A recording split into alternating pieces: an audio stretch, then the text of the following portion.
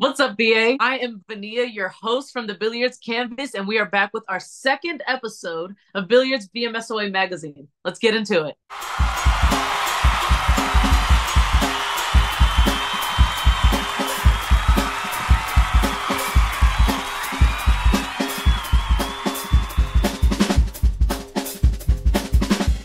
Hey, y'all. Thank you so much for your love and support during our fall relaunch. Let's keep that energy going. Today, we're spotlighting 804's finest, a visionary costume designer who has worked with Portland Stage, Nashville Repertory Theater, Shakespeare and Company, and Virginia Repertory Theater.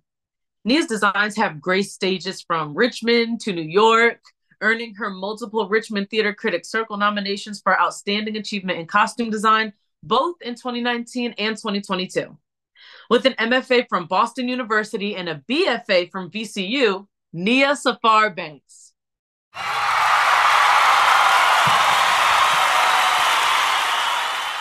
Nia, you're doing amazing things. We are so honored to have you here. Hey, Congrats on everything. thank you. So, who is Nia Safarr Banks? A girl from Richmond, Virginia, trying to make it, who sparked an interest in costume design, and just ran with it, I guess. Yeah. Try to live life, try to be black. You know what I'm saying? Okay, aren't we all? Oh, I've been in costume design since I was 16. I was a theater kid growing up, and then I took theater techno productions in high school at 16 years old. And then I went and I signed up for like an internship at a local theater in Richmond Shakespeare, which I don't believe exists anymore. And I just ran with it. It's just been, level after level up ever since then. Wow. Okay. So, as a certified 804 legend, which is what you truly are, would you say that VA has influenced your work as a costume designer?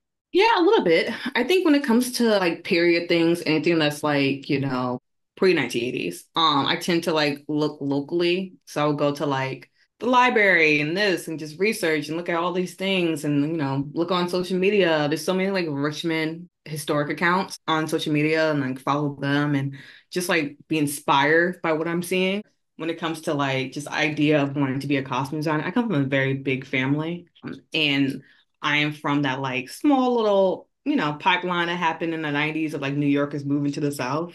And yeah, so it's like just surrounded by entertainment and just like a lot going on regarding just dancing and music and this and all this happening all at once. And so I just wanted to be in that space more often. Mm-hmm. Which did happen in Virginia. Those moments did happen in Virginia. Yeah. But yeah, a lot of it's a little bit of everything regarding Virginia, family, background, all that.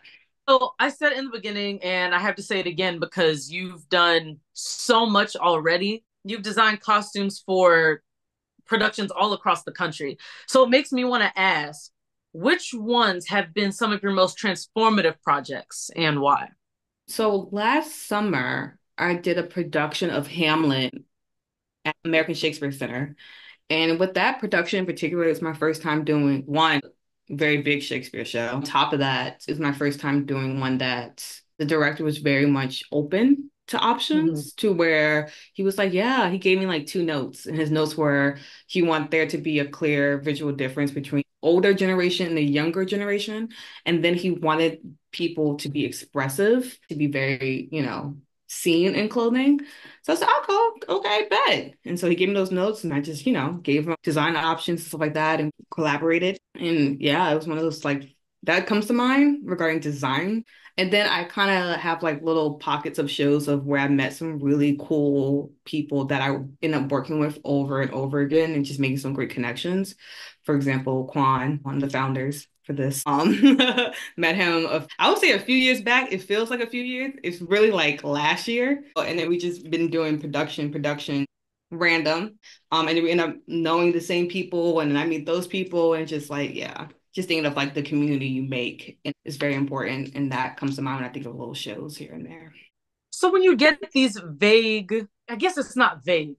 When I think of, giving notes for costume designing, right? I'm thinking, here's the color palette, here's the silhouettes, but they give you these very intangible concepts. And then you have to go, okay, how do I physicalize this in clothing? What does that process look like? Because if I'm thinking if we're thinking about the same American Shakespeare, I think I've seen those costumes because a friend of mine did that show, Hamlet. Do you know Meg? I do know Meg. Is it Meg Rogers? Yes. Yes. She was Yes. Hamlet. Okay. I saw those costumes. Those Yes. eight, those absolutely eight. I was like, I should have gone to see this show. So tell me more about the process of, okay, here's the super intangible concept, make a costume. Yeah, it could, listen, it could be the worst thing. It could be the best thing. It Yeah. honestly just depends.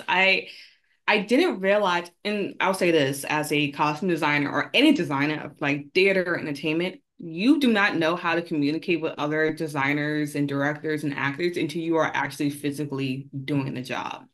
Mm, Right. So, like, this is something that you learn over time, and you have to give yourself grace for because you're going to miscommunicate because you don't know. You're going to miscommunicate. You're going to say the wrong thing. You may forget to say something or forget to follow up on something. It happens. But honestly, it wasn't until I experienced grad school, which is like a good 10 years later of me being 16. I experienced grad school. I learned that, like, we took a master class, and that's when I learned that directors don't speak the same language as designers. Like, again, like you mentioned, color palette, silhouette. I might say, like, yeah, we're gonna put her in um mauve and royal blue, and she's gonna be in an 1830s corset, but the dress is gonna be 1920s. You'll be like, Nia, what are you talking about? I thought they were all the same. So directors, when you talk to directors like that, they're like, okay, but they're like in their head, unless they have studied, because there's some directors who have studied other elements of design just so they can understand their team a little bit more. Right. Um, but directors to me tend to speak in like this non, like you said, I'd say non-tangible. they speak more of an actor's language a lot of the time, which is very intangible. And then, when designers are talking, when lighting designers are talking, it's color palettes, spaces on the floor, set design, measurements, shapes.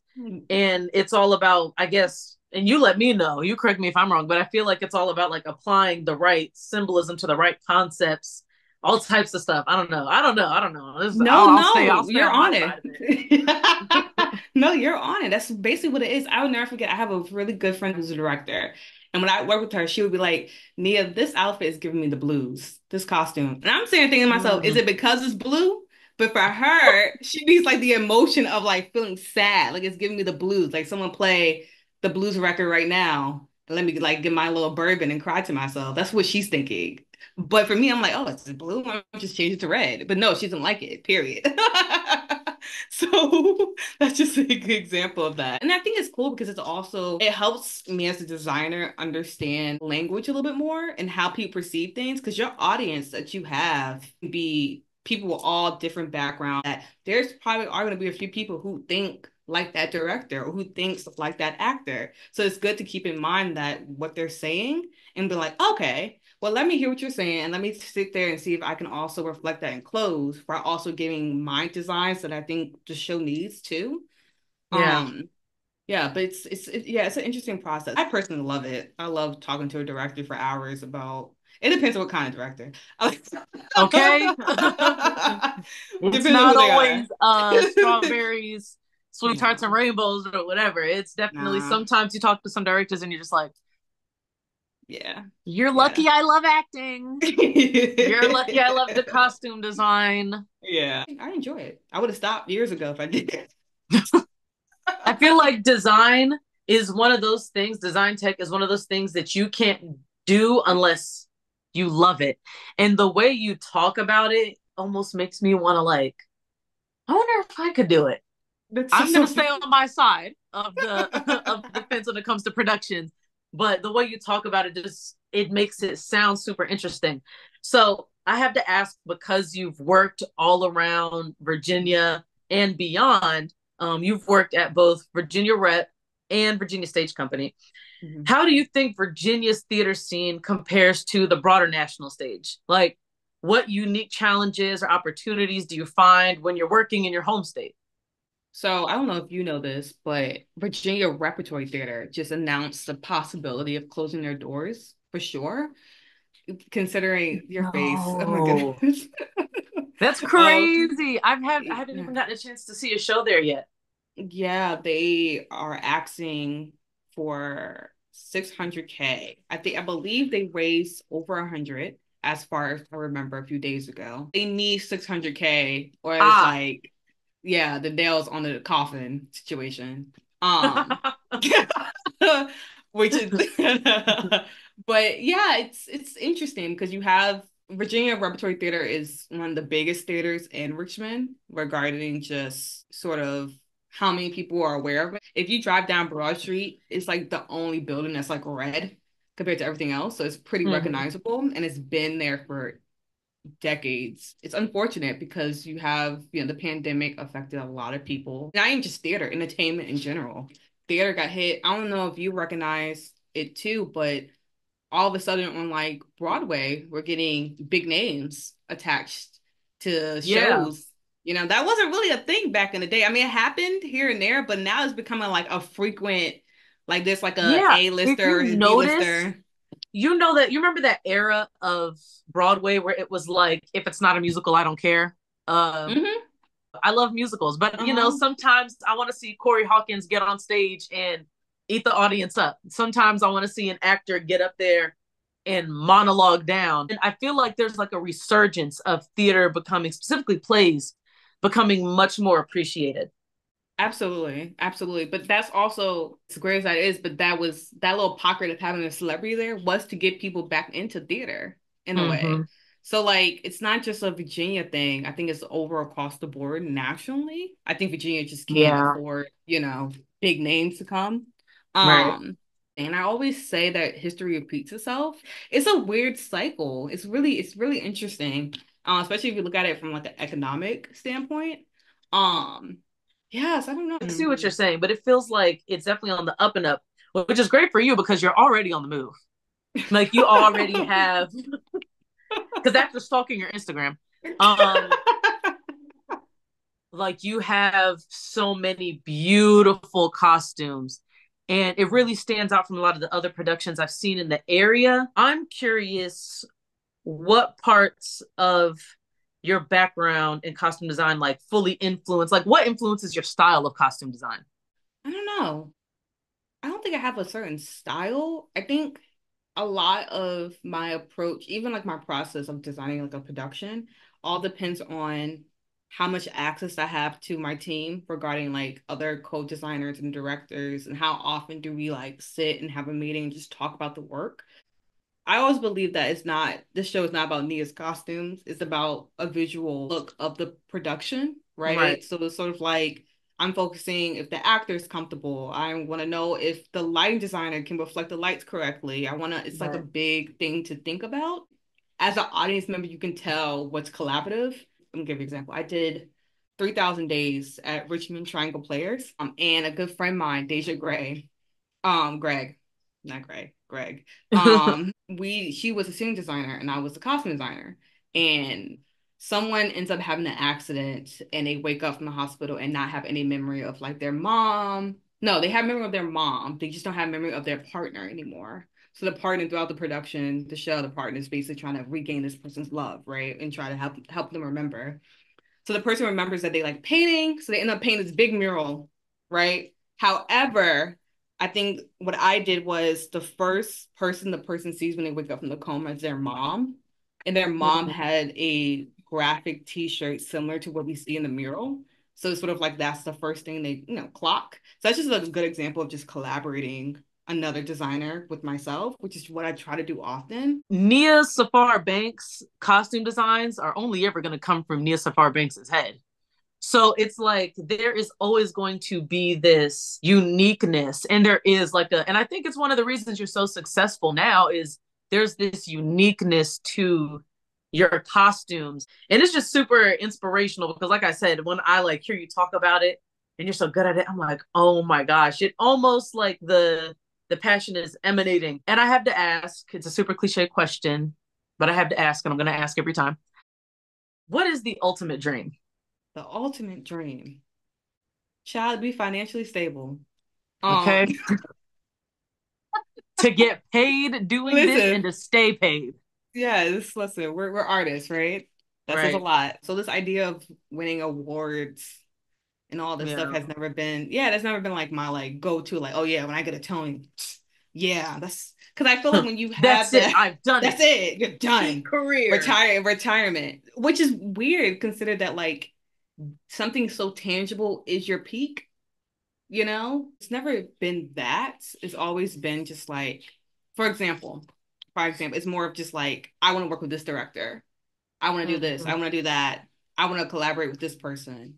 Because there's been times like, yes, it looks like I work a lot, but a lot of these jobs happen me just like emailing a director, like, hey, I love your work. I saw this production. I would love to work with you one day, or maybe just get coffee and talk for a little bit.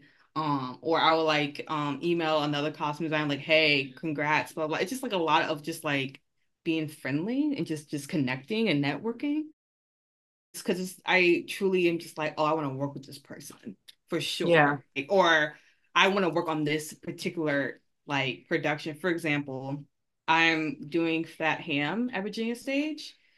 Honestly, now I really can't wait to see that. And we got to link up while you're down here. But I really cannot wait to see that because I know that those costumes are going to go crazy. I prefer to do realism more than I don't know. I think because we're in a point in society where like this idea, because okay, so you have costumes that people wear on stage and they dress up for Halloween and stuff like that. And then you have fashion and all this. And you know, the words kind of historically, costumes or like history of dress is the right term, but people usually just prefer it as fashion, which is fine.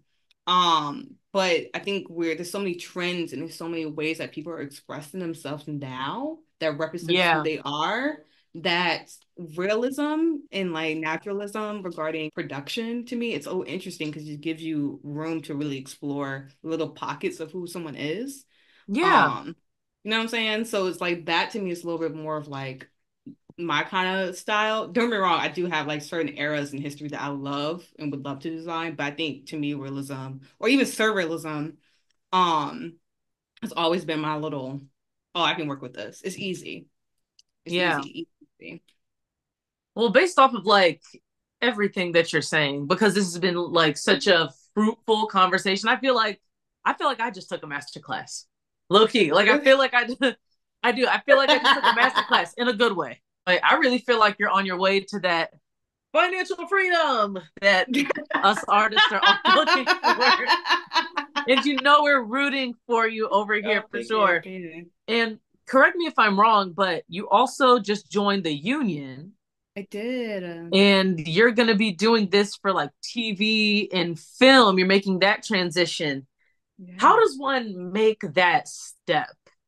Child, I don't know. I'm still learning. Okay, I don't know. No. This is my third day out here. I don't know.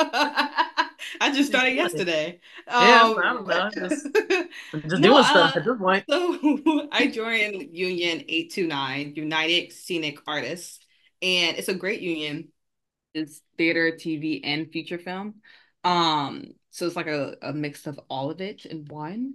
I just, I was a PA before, in Virginia back in 2019 for the Good Lord Bird, the Showtime miniseries. But I'm still learning the ropes of film and TV. It's totally different than theater, regarding design. It's a lot quicker. It's so interesting. So you have sometimes longer to design. However, the process once it starts, it's starting. There is no stopping. There is no holds. There is no let me switch out this shirt during tech. Like it is what it is. The camera's on. So just learning that and being, which I kind of like because it's a little bit more on your feet, spontaneous. I'm going off of Mhm. impulse, which I really like. And theater's more of like that like I can take my time and really think about it too. So it's a little best of both worlds. No, it's pros and cons for both. But yeah, I'm still learning. I'm only 28. Which is like It super inspirational. It's hard to get that far is. before 30 sometimes, like Listen, if you ask anyone, I mean, they always know Nia's on the road, Nia's driving somewhere, Nia's flying. Like it's like I did. It's so interesting you mentioned piano lesson on Broadway because I was the assistant costume designer for it. wow. Yeah, my What was that mentor. like? It was really fun. It was hard because I was going to school at the same time, and I kind of wasn't Ooh, supposed to you do are the show. strong. I know, but I would.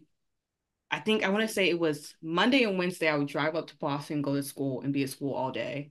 And then Tuesday, Thursday, and Friday, I would drive. I would drive to New Haven, take the Metro North, and take that all the way to Manhattan and like work for a piano lesson. But that's just one example of me just like doing so much at once that, I mean, at 28, yeah, it's a young age, but I feel like I'm 45. The way you just answered that makes me feel like I may already know the answer to this next question that just popped up that just popped up into my head. What do you think it is about the way you work that has led you to be as successful as you are now? Definitely God. That's like the top. But I come okay, from look, it really be starting right. It starts right there. It starts right there. But also I come from families who are very hard workers, like my father and my mother. So like I was always never a quitter as a kid. I would finish it to the end. Will I go back and do it again? Absolutely not. Hell no. I'll finish it. I'll finish it. I'm gonna finish it, but you will never see me again. Oh no, absolutely not. Yeah, peace. And I don't even say goodbye. I just leave. My mind is on this, so I'm gonna do it. Last question, and this is kind of, you know, more for me and the billiards team. Would there ever be a dream project that you would want to do with billiards? Oh, yeah. I'm more of like, if you give me a date and a budget, we're good. But yeah, I'm more, like I said, like I like collaborating with friends. One thing I recognize for like sort of elders or mentors or what have you is, you ever notice that like you're in a space with like the OGs, how they all know each other?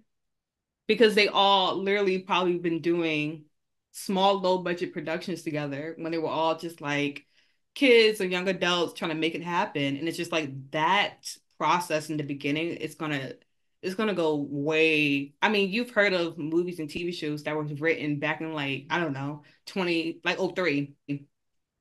You're like preaching to the choir right now, because something that me and our mutual friend, producer Jaquan, like something that me and him talk about all the time, is that the sustainable creative communities and some of the most substantial pieces of art always start with the collaboration and the passion projects and the things you do with friends, because you love storytelling, you love art, you love people, you love whatever it is that you love. And I feel like I often find myself having this dream for Virginia that one day we'll collaborate to the point where we'll have those stories to tell about each other of, oh, well, back in X, Y, and Z time, like we were already coming up with this idea and then it became this and we would have never thought, and, you know, all that jazz.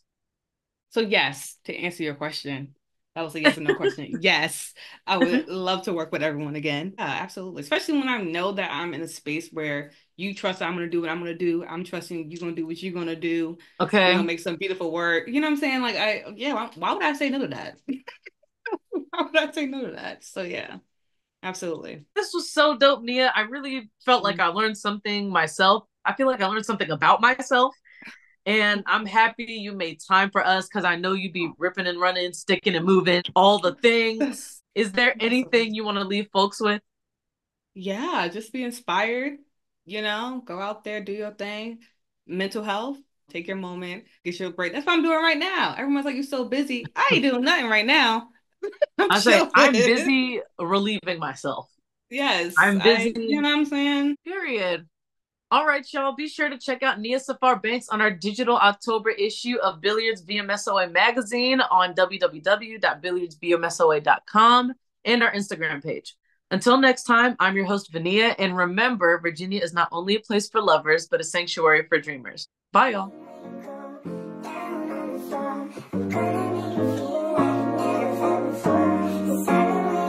Oh my God.